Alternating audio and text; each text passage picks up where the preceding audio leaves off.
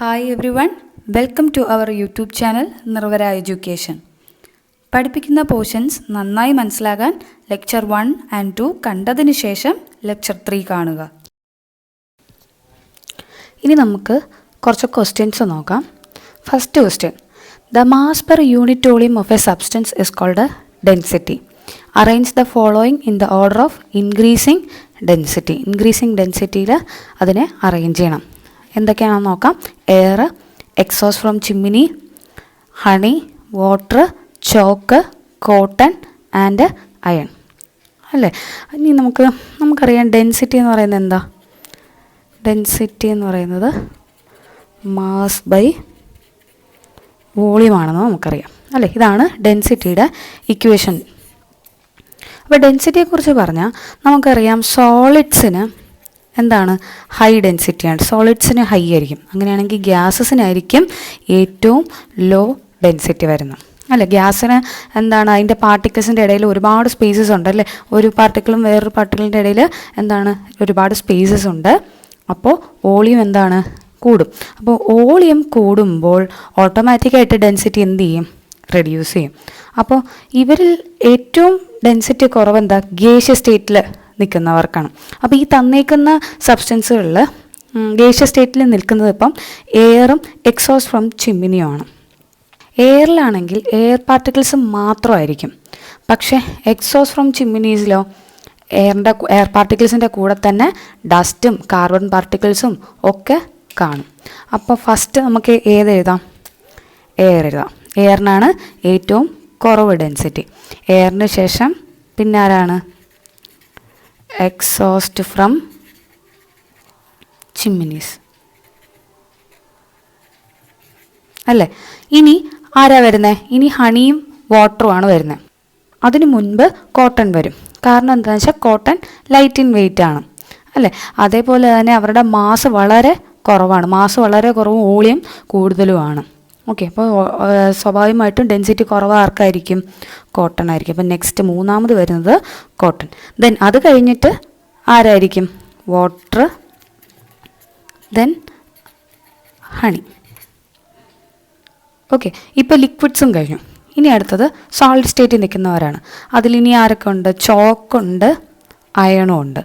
അപ്പോൾ നെക്സ്റ്റ് വരുന്നത് chalk, then iron.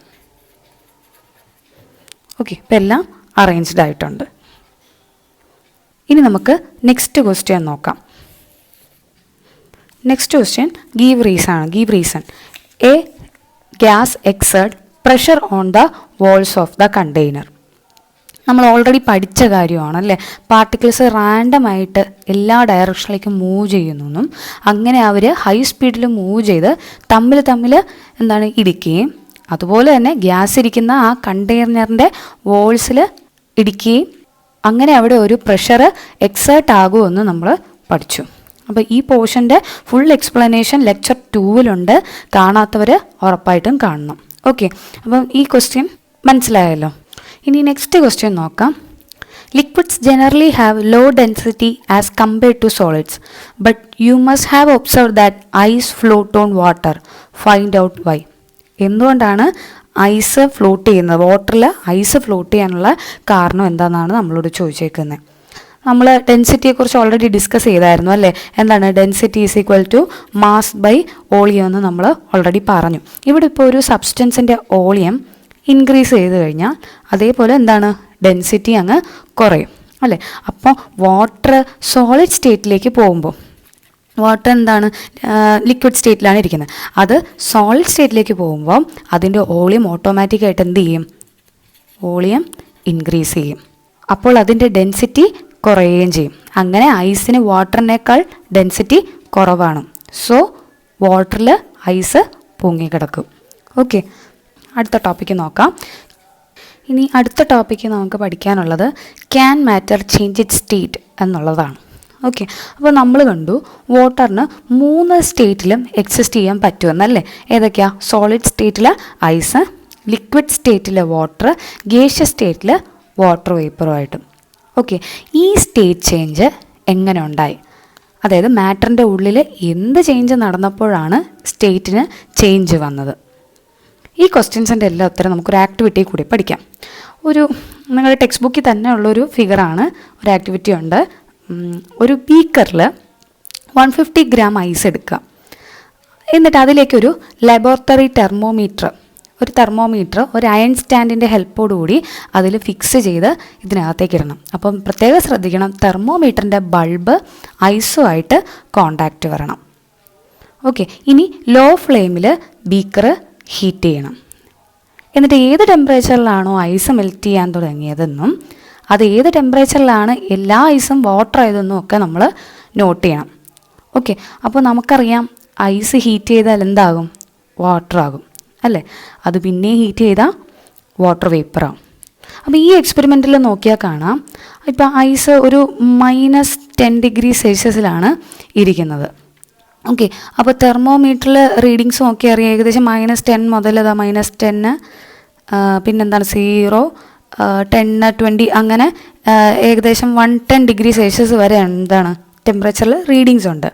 Okay, അപ്പോൾ ഹീറ്റ് സപ്ലൈ ചെയ്യുമ്പോഴത്തേക്കും ടെമ്പറേച്ചർ റേസ് ചെയ്ത് 0 ഡിഗ്രി സെൽഷ്യസിലെത്തും.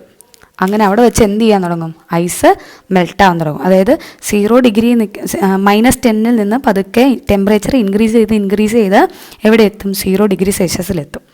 ഓക്കെ, അപ്പോൾ ഈ ഹീറ്റ് സപ്ലൈ കണ്ടിന്യൂസ് ആയിട്ട് കൊടുത്താലും കുറച്ചൊരു ഈ ടെമ്പറേച്ചർ എന്ത് ചെയ്യും? അങ്ങനെ കോൺസ്റ്റൻ്റ് ആയിട്ട് നിൽക്കുന്നത് നമുക്ക് കാണാൻ പറ്റും. ഓക്കെ, അത് കഴിഞ്ഞ് വീണ്ടും നമ്മൾ എന്താണ് കുറച്ച് സമയത്തിന് ശേഷം കാണാം വീണ്ടും ടെമ്പറേച്ചർ റേസ് ചെയ്യാൻ തുടങ്ങും. എന്താണ് 0 ഡിഗ്രി സെൽഷ്യസിലല്ലേ നിൽക്കുന്നത്. ഇത് പതുക്കെ 1, 2, 3, 4, 5 അങ്ങനെ ഇൻക്രീസ് ചെയ്ത് എവിടം വരെ എത്തും? 100 ഡിഗ്രി സെൽഷ്യസ് വരെ എത്തും. ഓക്കെ, 100 ഡിഗ്രി സെൽഷ്യസിൽ എന്താണ്? വാട്ടർ വേപ്പർ സ്റ്റേറ്റിലേക്ക് കൺവേർട്ട് ചെയ്യാൻ തുടങ്ങും. അവിടെയും കുറച്ച് നേരം ഇതേപോലെ ടെമ്പറേച്ചറിന് റേസ് ഒന്നും ഉണ്ടാകാതെ ഇതേപോലെ കോൺസ്റ്റൻ്റ് ആയിട്ട് നിൽക്കുന്നത് നിങ്ങൾക്ക് കാണാൻ പറ്റും. ഓക്കെ, ദെൻ പിന്നെയും എന്താണ്? നമ്മൾ കണ്ടിന്യൂസ് ഹീറ്റ് സപ്ലൈ അവിടെ കൊടുത്തുകൊണ്ടിരിക്കുകയാണ്. അത് കാരണം വീണ്ടും എന്ത് ചെയ്യും? ടെമ്പറേച്ചർ റേസ് ചെയ്ത് തുടങ്ങും. ഓക്കെ, അപ്പോൾ ഇത്രയും കാര്യങ്ങൾ മനസ്സിലായി. ഇതാണ് നമ്മുടെ ആ എക്സ്പെരിമെൻറ്റിൽ സംഭവിക്കുന്നത്. ഓക്കെ, ഇവിടുന്ന് നമുക്ക് ആദ്യം പഠിക്കേണ്ടത് എന്താണ്? അപ്പോൾ ഈ ഒരു എക്സ്പെരിമെൻറ്റ് നിങ്ങൾ മറക്കരുത്, മനസ്സിൽ എപ്പോഴും വെച്ചേക്കണം. ഓക്കെ, ഇവിടുന്ന് നമുക്ക് ആദ്യം മെൽട്ടിംഗ് പോയിൻ്റ് എന്താണെന്ന് നമുക്ക് നോക്കാം. അപ്പോൾ അടുത്ത ടോപ്പിക്ക് നമുക്ക് പഠിക്കാനുള്ളത് മെൽട്ടിംഗ് പോയിൻ്റ് ആണ്. എന്താണ് melting point?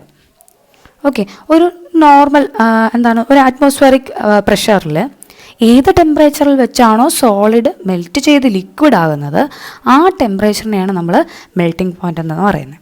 The temperature at which a solid melts to become a liquid at the atmospheric pressure is called melting point. Okay, അപ്പോൾ ഐസിൻ്റെ മെൽറ്റിംഗ് പോയിൻ്റ് എന്ന് പറയുന്നത് എന്തായിരിക്കും? 273.15 കെൽവിനാണ്. ഓക്കെ, നമ്മുടെ കൺവീനിയൻസിന് വേണ്ടിയിട്ട് നമ്മൾ എന്ത് പറയും? 273 കെൽവിൻ എന്നാണ് നമ്മൾ പറയുന്നത്. അപ്പോൾ ഐസിൻ്റെ മെൽറ്റിംഗ് പോയിൻ്റ് ചോദിച്ചാൽ 273 കെൽവിൻ അല്ലെങ്കിൽ 0 ഡിഗ്രി സെൽഷ്യസ് എന്ന് നമുക്ക് പറയാം. ഓക്കെ, ഇനി നമുക്ക് മെൽറ്റിംഗ് പോയിൻ്റ് ഓക്കെ ആയല്ലോ. ഇനി അടുത്ത് നമുക്ക് പഠിക്കാനുള്ള ഫ്യൂഷൻ എന്താണെന്നും കൂടെ അറിഞ്ഞിരിക്കണം. The process of melting that is change of solid state into liquid state is known as fusion. അതായത് സോളിഡ് സ്റ്റേറ്റിൽ നിന്ന് ലിക്വിഡ് സ്റ്റേറ്റിലേക്ക് ചേഞ്ച് ആകുന്ന ആ പ്രോസസ്സിനെയാണ് നമ്മൾ എന്തെന്ന് വിളിക്കുന്നത്? ഫ്യൂഷൻ എന്ന് പറയുന്നത്. ഈ രണ്ട് ടേംസും ഓർമ്മയിൽ വേണം, നമുക്ക് ബേസായിട്ട് അറിയാനുള്ള കാര്യങ്ങളാണ്. ഇനിയും പറയാനുള്ളത് ഒരു ഇമ്പോർട്ടൻ്റ് ആയിട്ടുള്ളൊരു ടേമാണ്. നമ്മൾ എക്സ്പെരിമെൻ്റ് നടക്കുന്ന സമയത്ത് നമ്മൾ കണ്ടു തെർമോമീറ്റർ റീഡിങ് എന്താണ് മെൽറ്റിംഗ് പോയിൻ്റ് എത്തിയതിന് ശേഷവും ടെമ്പറേച്ചർ റേസ് ആകാതെ ഇരുന്നു എന്നല്ലേ. അപ്പോൾ അതായത് നമ്മുടെ കണ്ടിന്യൂസ് ഹീറ്റ് സപ്ലൈ ഉണ്ടായിട്ടും 0 ഡിഗ്രി അല്ലെങ്കിൽ 273 കെൽവിനിൽ നിന്ന് ഒരു ചേഞ്ചും ഉണ്ടാകാതെ അങ്ങനെ നിൽക്കുന്നത് നമ്മൾ കണ്ടു. അപ്പോൾ നമ്മൾ അത്രയും നേരം സപ്ലൈ ചെയ്ത ഹീറ്റ് എവിടെ പോയി? Okay, this heat get used up in changing the state by overcoming the force of attraction between the particles. അതായത് നമ്മൾ കൊടുത്ത ഹീറ്റ് അവരെന്തിനായിട്ട് ഉപയോഗിച്ചു? സ്റ്റേറ്റ് ചേഞ്ച് ചെയ്യാനായിട്ട്. അതായത് അവരുടെ പാർട്ടിക്കിൾസിൻ്റെ തമ്മിലുള്ള ഫോഴ്സ് ഓഫ് അട്രാക്ഷൻ ഓവർകം ചെയ്താൽ മാത്രമേ നമുക്ക് സോളിഡ് എന്തായി മാറൂ? ലിക്വിഡായിട്ട് മാറത്തുള്ളൂ. അപ്പോൾ അതിന് നമ്മൾ ഹീറ്റ് എനർജി വേണം. ഓക്കെ, അപ്പോൾ കൊടുത്ത ഹീറ്റ് ഈ സ്റ്റേറ്റ് ചേഞ്ചിന് വേണ്ടിയിട്ട് ഉപയോഗിച്ചു. അതായത് സോളിഡ് ലിക്വിഡ് ആവാൻ വേണ്ടി അവരത് ഉപയോഗിച്ചു. ഓക്കെ, അപ്പോൾ ഈ ഒരു ഹീറ്റിനെയാണ് നമ്മൾ ഈ സപ്ലൈ ചെയ്ത ഈ ഹിഡൻ ആയിട്ടുള്ള ഒരു ഹീറ്റിനെയാണ് നമ്മൾ എന്തെന്ന് വിളിക്കുന്നത്? ലേറ്റൻറ്റ് ഹീറ്റ് എന്ന് വിളിക്കുന്നത്. ഓക്കെ, അപ്പോൾ ഈ ഹീറ്റിനെ ലേറ്റൻറ്റ് ഹീറ്റ് എന്ന് നമുക്ക് വിളിക്കാം. അടുത്തൊരു ഞാൻ പറഞ്ഞ നേരത്തെ ഇമ്പോർട്ടൻ്റ് ആയിട്ടുള്ള ആ ടേമാണ് ലേറ്റൻറ്റ് ഹീറ്റ് ഓഫ് ഫ്യൂഷൻ എന്താണെന്നുള്ളത്. Okay, latent heat of fusion എന്ന് പറഞ്ഞാൽ the amount of heat energy that is required to change 1 kg of a solid into liquid at atmospheric pressure at its melting point, okay, is known as latent heat of fusion. അതായത് atmospheric പ്രഷറിൽ 1 kilo solid 1 kg of solid liquid ആകാൻ വേണ്ടി എടുത്ത amount of ഹീറ്റിനെയാണ് നമ്മൾ എന്തെന്ന് വിളിക്കുന്നത്? Latent heat of fusion എന്ന് പറയുന്നത്. ഓക്കെ, ഇനി സോളിഡ് സ്റ്റേറ്റിൽ നിന്ന് ലിക്വിഡ് സ്റ്റേറ്റിലേക്ക് വന്ന വാട്ടർ വീണ്ടും ഹീറ്റ് ചെയ്താൽ എന്തായിട്ട് മാറും? വേപ്പർ ആകും അല്ലേ? അപ്പോൾ ഏത് ടെമ്പറേച്ചറിലാണോ ലിക്വിഡ് ബോയിൽ ചെയ്ത് വേപ്പർ ആകാൻ തുടങ്ങിയത് ആ ടെമ്പറേച്ചറിനെ നമുക്ക് ബോയിലിംഗ് പോയിൻ്റ് എന്ന് വിളിക്കാം. ഓക്കെ, അപ്പം മറക്കരുത്, ബോയിലിംഗ് പോയിൻ്റ് എന്ന് പറഞ്ഞാൽ ഏത് ടെമ്പറേച്ചറിൽ വെച്ചാണോ ലിക്വിഡ് ബോയിൽ ചെയ്ത് വേപ്പർ ആകാൻ തുടങ്ങിയത്, ഓക്കെ, ആ ടെമ്പറേച്ചറിനെ നമ്മൾ ബോയിലിംഗ് പോയിൻ്റ് എന്ന് വിളിക്കും. ഓക്കെ, ഇനി അപ്പം ബോയിലിംഗ് പോയിൻ്റ് ഓഫ് വാട്ടർ വന്നിട്ട്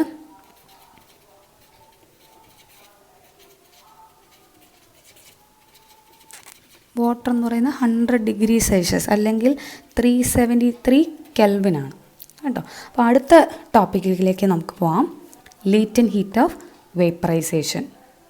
അതുപോലെ തന്നെ നമ്മൾ നേരത്തെ പഠിച്ച എക്സ്പെരിമെൻറ്റിൽ കണ്ടു എന്താണ്, ഹീറ്റ് കണ്ടിന്യൂസ് ആയിട്ട് കൊടുത്തപ്പം ലിക്വിഡ് സ്റ്റേറ്റിൽ നിന്നും ഗേഷ്യസ് സ്റ്റേറ്റിലേക്ക് വാട്ടർ കൺവേർട്ടായി. പക്ഷേ ബോയിലിംഗ് പോയിൻ്റ് റീച്ച് ചെയ്ത ശേഷം കുറേ നേരം ടെമ്പറേച്ചർ കോൺസ്റ്റൻ്റ് ആയിട്ട് നിന്നു.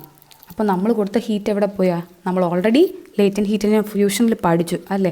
എന്താണ് ആ ഹീറ്റ് സ്റ്റേറ്റ് ചേഞ്ചിന് വേണ്ടിയിട്ട് ഉപയോഗിച്ചു എന്ന് അല്ലേ? അപ്പോൾ എന്താണ് ലേറ്റൻറ്റ് ഹീറ്റ് ഓഫ് വേപ്പറൈസേഷൻ എന്ന് പറഞ്ഞാൽ? ഫ്യൂഷൻ പോലെ തന്നെയാണ്. എന്താ? The amount of heat required to convert 1 kg of liquid into gas at atmospheric pressure at its boiling point is known as latent heat of vaporisation. അതായത് atmospheric പ്രഷറിൽ 1 kg liquid gas ആകാൻ വേണ്ടി എടുത്ത amount of heat അല്ലേ, amount of ഹീറ്റിനെയാണ് നമ്മൾ latent heat of vaporisation എന്ന് പറയുന്നത്. സോ നമുക്ക് ഇതിൽ നിന്ന് എന്ത് മനസ്സിലാക്കാം? ടെമ്പറേച്ചർ ചേഞ്ച് ചെയ്താൽ മാറ്ററിൻ്റെ സ്റ്റേറ്റിന് ചേഞ്ച് ഉണ്ടാകുമെന്ന് നമ്മൾ പഠിച്ചു അല്ലേ? നമുക്ക് മനസ്സിലായി. അപ്പോൾ ഹീറ്റ് കൊടുത്താൽ സോളിഡ് എന്തായിട്ട് മാറും? ലിക്വിഡാകും. അതേപോലെ ലിക്വിഡ് ഗ്യാസും ആകും. ഇനി നേരെ തിരിച്ച് ഗ്യാസ് കൂൾ ചെയ്ത് കഴിഞ്ഞാലോ അത് ലിക്വിഡാകും. അതുപോലെ തന്നെ ലിക്വിഡ് വീണ്ടും കൂൾ ചെയ്ത് കഴിഞ്ഞാൽ അത് എന്തായിട്ട് മാറും? സോളിഡായിട്ട് മാറും. അപ്പോൾ ഈ ഒരു ഈ ഒരു കൺവേർഷൻ നിങ്ങളുടെ ടെക്സ്റ്റ് ബുക്കിൽ കൊടുത്തിട്ടുണ്ട്. ഓക്കെ, എളുപ്പമാണ്, നോക്കുക. ഇനി നമുക്ക് നോക്കാനുള്ള ടോപ്പിക്ക് അടുത്തൊരു ഇമ്പോർട്ടൻ്റ് ആയിട്ടുള്ള ഒരു ചെറിയ ടോപ്പിക്കാണ്, നല്ല എളുപ്പമുള്ള ഒരു ടോപ്പിക്കാണ്. സബ്ലിമേഷനും ഡിപ്പോസിഷനും എന്താണെന്ന് അറിഞ്ഞിരിക്കണം.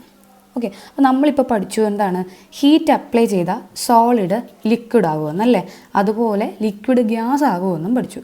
പക്ഷെ ചില സബ്സ്റ്റൻസ് സോളിഡ് സ്റ്റേറ്റിൽ നിന്നും ഡയറക്റ്റായിട്ട് ഗേഷ്യസ് സ്റ്റേറ്റിലേക്ക്, അതുപോലെ തന്നെ ഗേഷ്യസ് സ്റ്റേറ്റിൽ നിന്ന് ഡയറക്റ്റായിട്ട് സോളിഡ് സ്റ്റേറ്റിലേക്കും ചേഞ്ച് ആകും. ഓക്കെ, അപ്പോൾ നമുക്ക് എന്താണ് സബ്ലിമേഷൻ എന്ന് നോക്കാം. സബ്ലിമേഷൻ എന്ന് പറഞ്ഞാൽ എന്താ? A change of state directly from solid to liquid without changing into liquid state is called sublimation. Okay, അതായത് സോളിഡ് സ്റ്റേറ്റിൽ നിന്നും ലിക്വിഡ് സ്റ്റേറ്റിലേക്ക് പോകാതെ ഡയറക്റ്റായിട്ട് ഗേഷ്യസ് സ്റ്റേറ്റിലേക്ക് പോകുന്നതിനെ നമുക്ക് സബ്ലിമേഷൻ എന്ന് പറയാം. അതിൻ്റെ എക്സാമ്പിൾസ് അമോണിയം ക്ലോറൈഡ്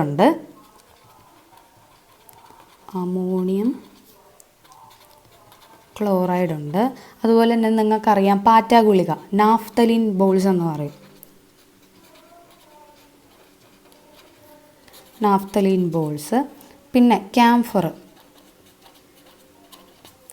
കർപ്പൂരം. ഓക്കെ, ഇത്രയും സാധനങ്ങൾ എന്താണ്? സബ്ലിമേഷൻ്റെ എക്സാമ്പിളാണ്. അതായത് സോളിഡ് സ്റ്റേറ്റിൽ നിന്ന് ഡയറക്റ്റായിട്ട് ഗേഷ്യസ് സ്റ്റേറ്റിലേക്ക് കൺവേർട്ടഡ് ആവും. ഓക്കെ, ഇനി നമുക്ക് നോക്കാനുള്ളത് ഡിപ്പോസിഷനാണ്. ഡിപ്പോസിഷൻ എന്ന് പറഞ്ഞാൽ എന്താ?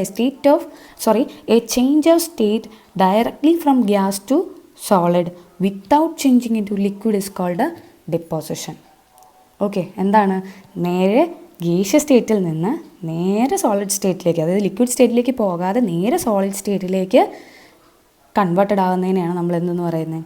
ഡിപ്പോസിഷൻ എന്ന് പറയുന്നത്. നിങ്ങൾ NCERTയുടെ പഴയ എഡിഷൻ ടെക്സ്റ്റ് ബുക്കാണ് നോക്കുന്നതെങ്കിൽ അതിൽ ഡിപ്പോസിഷൻ എന്നൊരു ഡെഫിനേഷൻ അതിൽ കാണത്തില്ല. പുതിയ എഡിഷൻ്റെ എല്ലാ ടെക്സ്റ്റിലും നിങ്ങൾക്ക് ഡിപ്പോസിഷൻ പഠിക്കാനുണ്ട്. സോ അത് പ്രത്യേകം ശ്രദ്ധിക്കണം. കാരണം പഴയ ചേട്ടന്മാരുടെയും ചേച്ചിമാരുടെയൊക്കെ ടെക്സ്റ്റ് വെച്ച് പഠിക്കുന്നവർ പ്രത്യേകം ഒന്ന് ശ്രദ്ധിക്കണം കേട്ടോ. നമ്മുടെ പുതിയ എഡിഷൻ ടെക്സ്റ്റിൽ എന്തുണ്ട്, നമുക്ക് സബ്ലിമേഷനും പഠിക്കാനുണ്ട്, അതുപോലെ തന്നെ ഡിപ്പോസിഷനും പഠിക്കാനുണ്ട്. Okay, thank you.